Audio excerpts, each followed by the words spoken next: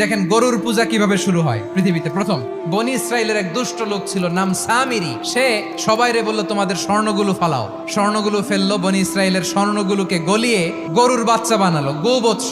জিব্রাইল আলাইহিস সালাম যে জমিনে এসেছিলেন, ওই ফেরেশতার পায়ের নিচের একটু মাটি সে বুদ্ধি করে প্যাকেটে রেখে দিছিল। স্বর্ণ দিয়ে বানানো গোবৎস গরুর বাচ্চার গায়ে যখন সেই মাটি ছুঁড়ে দেয়া হলো, এখন বাছুরের ভেতর থেকে ভ্যাঁ ভ্যাঁ আওয়াজ আসতেছে। কি আসতেছে? সবাই তো অবাক।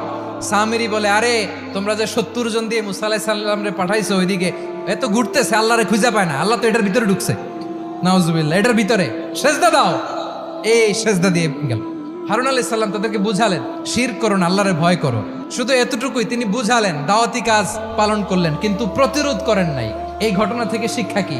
শিক্ষা হচ্ছে, আপনি শিরকের আড্ডাখানা দেখলেও বৃহৎ স্বার্থে তাওহীদের দাওয়াত দিবেন, প্রয়োজনে আপনি ঐক্য নষ্ট করবেন না। সুবহানাল্লাহ পড়বেন না?